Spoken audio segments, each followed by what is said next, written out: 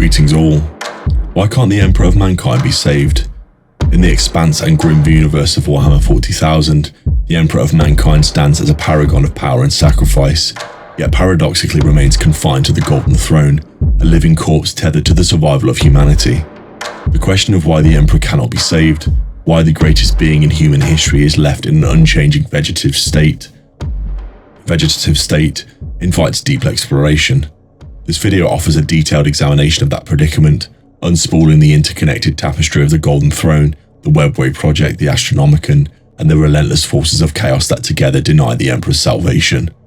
At the heart of the Imperium survival rests the Emperor on the Golden Throne. This ancient device, both a life-sustaining mechanism and a psychic beacon, was constructed before the dark days of the Horus Heresy.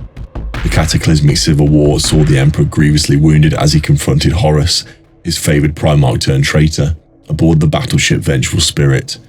The duel was more than a clash of arms, it was a cataclysm of psychic power that left the Emperor on the brink of death. Unable to survive unaided, he was interred upon the Golden Throne, which functions as a psychic life support system. Yet this salvation was cruelly limited. It preserves the Emperor's physical form in a state between life and death, no longer fully aware or able to intervene in the affairs he once ruled. This shadow of existence serves a critical function. The Emperor's psychic presence powers the Astronomican, an immensely powerful psychic beacon hosted in Terra. The Astronomican's light pierces the veil of realities to guide the Imperial starships as they navigate the otherwise impenetrable and hostile warp. Without it, the Imperium would face near-complete isolation, rendering its stellar domains incapable of coordination, trade, or warfare on a galactic scale. The Emperor's life, thus, is the linchpin of the Imperium's stability, making his death or full passage a threat of apocalyptic magnitude. Considering the broader context of the Emperor's failed attempts at establishing a new, safer future for humanity, before his long comatose vigil, the Emperor conceived an ambitious project, the Webway. His vision was to grant humanity access to the Eldar Webway, an ancient labyrinthine set of tunnels through the warp that enabled instantaneous travel across vast distances, devoid of conventional warp hazards. If successful, this would have liberated the Imperium from its dependence on warp travel, and consequently the Astronomican, freeing mankind from the capricious dangers of the warp and the depredations of chaos. Yet the Webway project came to a tragic ruin.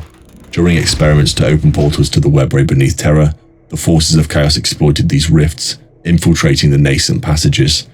The breach allowed a surge of demonic entities to invade, culminating in the catastrophic siege of Terra. The Emperor's forces successfully repelled the incursion, but the cost was immense. The resulting damage to the Webway tunnels forced the Emperor to seal them off permanently. This failure condemned humanity to perpetual reliance on the Astronomican's light, tethered forever to the Emperor's psychic endurance on the Golden Throne. The impermanence of the Golden Throne's life support introduces another layer of complexity. It slows the inevitable decay of the Emperor's physical form but cannot reverse the damage inflicted. The Emperor is trapped in an eternal stasis that could not be maintained indefinitely.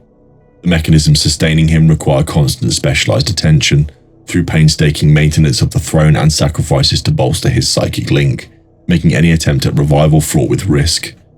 Removing him from the throne would not restore his strength, but most likely bring about rapid death, losing the Astronomican and plunging the Imperium into darkness. Moreover, the Emperor's confinement is not merely physical. He is also spiritually and psychically shackled by the unending war against chaos.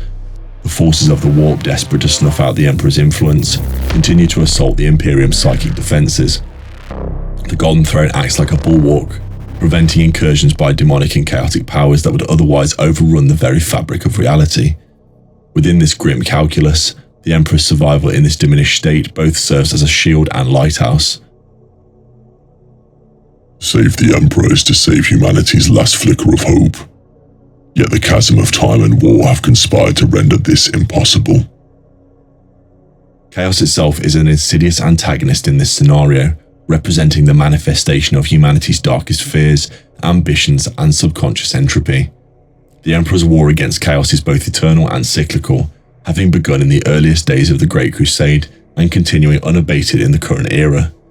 Chaos marks the fateful boundary between salvation and ruin, and attempts to dislodge the Emperor from the Golden Throne risk jeopardizing humanity's strongest bastion against its influence. Thus, paradoxically, the Emperor's incapacitation is both a curse and a necessity, a sacrifice maintained to prevent a far grimmer fate. The attempts to save the Emperor, whether through advanced technology, psychic rituals, or military discovery, pose dilemmas that the Imperium has yet to surmount. The machine priests, psychers, and scholars of the Adeptus Mechanicus work ceaselessly to understand and replicate the Golden Throne's secrets, yet progress remains agonizingly slow and often counterproductive. Each generation edges closer to technological breakthroughs, yet finds the chasm widening as the warp's malign influence becomes more aggressive. This is the illustration of irony.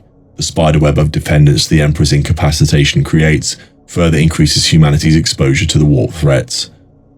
In intellectual terms, the Emperor's plight in the Warhammer 40K verse encapsulates the tragedy of boundless sacrifice. It is the punishment of eternal vigilance, the cost of forging a fragile peace from ruthless conquest. His inability to be saved is a narrative and metaphysical boundary. It reinforces the Imperium's thematic core that salvation is never assured, and that ultimate sacrifice often demands lingering suffering. This stasis has influenced the Imperium's culture, government, and military. Despite the Emperor's unyielding stillness, his ideological presence permeates every facet of the Imperial society. The cult of the Emperor divinizes him as the God Emperor, casting his continued existence on the Golden Throne as a miraculous and sacred.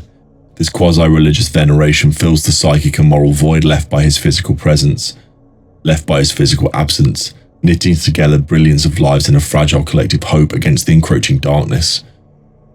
In conclusion, the Emperor cannot be saved because the very act of saving him, reviving him from the Golden Throne, would likely annihilate the Astronomican, shatter the fragile psychic infrastructure that holds the Imperium together.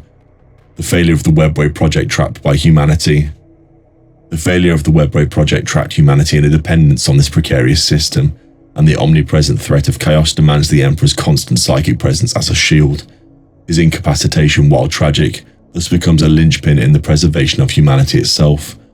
In the relentless and unforgiving universe of Warhammer 40,000, the Emperor's fate is a testament to not only his immense sacrifice, but to the brutal reality that defines an Imperium perpetually teetering on the brink of annihilation. As the ancient adage of the Imperium warns, there is only war. The Emperor remains bound to his Golden Throne, not as a triumphant sovereign restored to glory, but as an indomitable sentinel, mortal yet eternal.